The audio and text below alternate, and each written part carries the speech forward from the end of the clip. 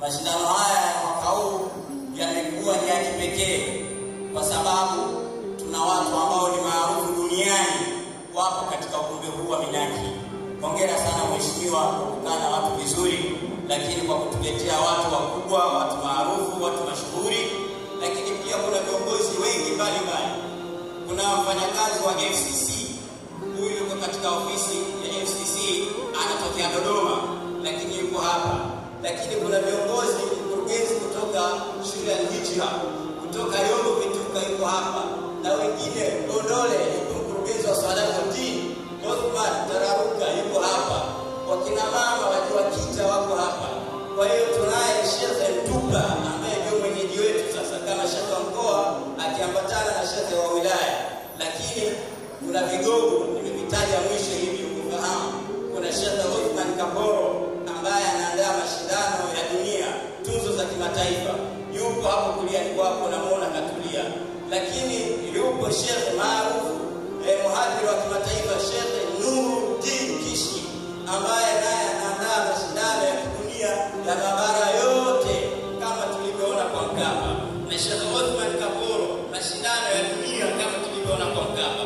Vigogo hawa wote wamekuja kuunga mheshimiwa Suleiman Jafo mkono katika kuadhimisha kilele cha mashindano haya 12. Mwenyezi Mungu awalipe vigogo hawa na wengine wote kwa kumuona mheshimiwa Suleiman Jafo ni kipenzi chao na kuweza kuja kuunga mkono. Qur'ani ni kitabu cha fursa, na fursa zilizomwagwa hadharani wanazichangamkia walioamini na wale wasioamini. Walioamini wanapata fursa mara mbili, lakini wale wasioamini wanapata fursa ya maendeleo ndani ya Qur'an wakiwa hawajaamini kilicholetwa na Qur'ani. Na hii Qur'ani hatukuletewa sisi Waislamu ile aya inayosema shahru Ramadhan alladhi unzila fihi al-Qur'an hudan lin-nasi, hudan lin-nasi, hudan lin-nasi.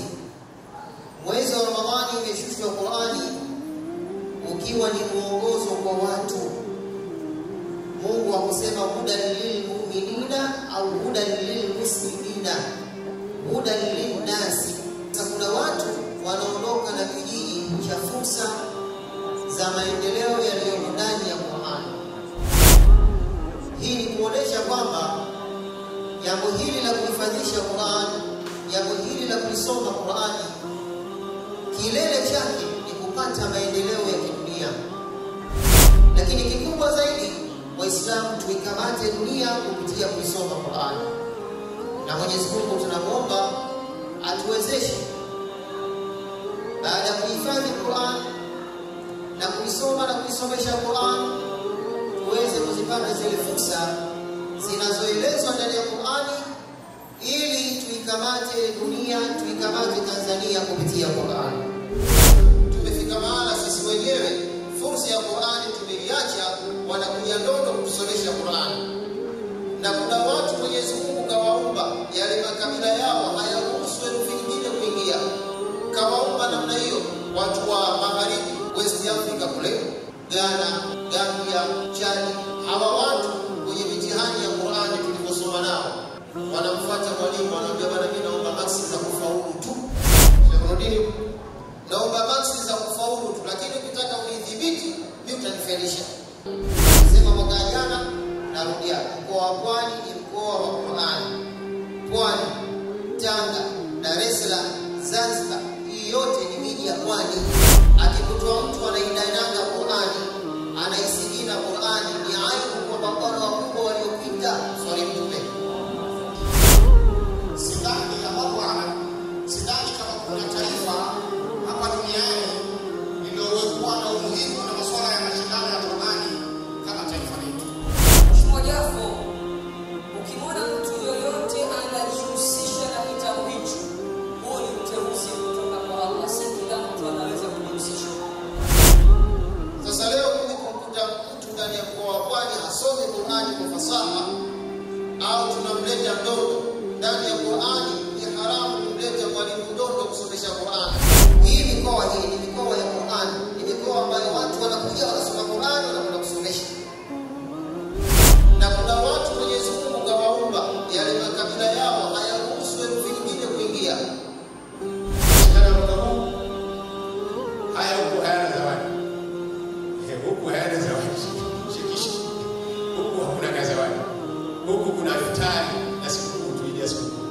mtoto asije akashindana hapa akakosa kwenda kununua mchele ule wa kilo 2 na kilo 1 ya nyama.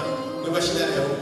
Nasema sasa Malindi nenda katika mashindano kila kishika kodo na kishika shilingi mkapate mazawadi. Huku sisi huku burudani kawaida. Vijana wasome washindane, alafu waone jinsi gani hata jiji yao iende vizuri.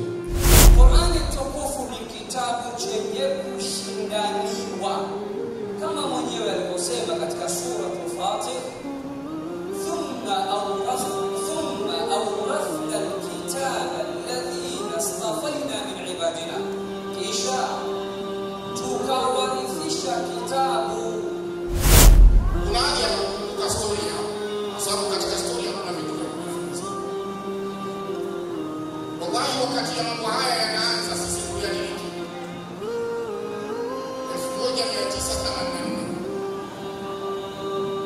1984 ndio mashindano ya mwanzo ya tafsiri yanafanyika kwa kumbukumbu zangu ndani ya nchi. Mashindano yalikuwa mengi mno, kuanzia madogo ya mitaa, kuja ya kata, kuja ya madrasa, unakuja mpaka unakuja wilaya, mikoa. Shikamoo hapa ana mashindano ya mkoa wa Dar es Salaam mzima na Ashabul Kahfi, na mikoa mingine vile vile kuna mashindano kama hayo. Lakini tunakuja ya kitaifa, tunakuja ya kimataifa, tunakuja ya dunia. Lakini sasa hivi tuna mashindano ya mabara yote. Sidhani kama kuna taifa hapa duniani lililowekwa na umuhimu na masuala ya mashindano ya Qur'ani kama taifa letu.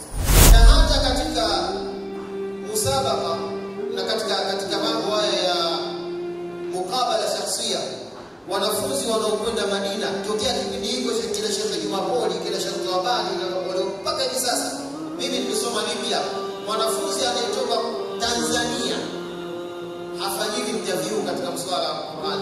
Yaani zile nchi za Kiarabu zimejiwekea kanuni kwamba mwanafunzi anayetoka Tanzania huyu katika upande wa Qur'ani ni super, la raiba fihi, na akionekana anasoma vibaya anajulikana huyu anatoka pembezoni kwa mipaka ya Tanzania, Uganda, wapi.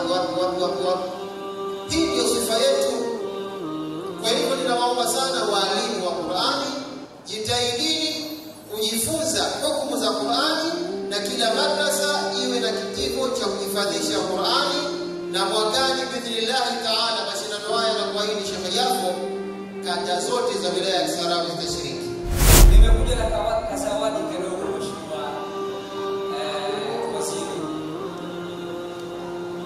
Nimewaletea misrafu kama 500, juzuu kama 800, lakini pia kuna clip yako moja na trend sana mtupigia kidogo watu wa Qur'ani.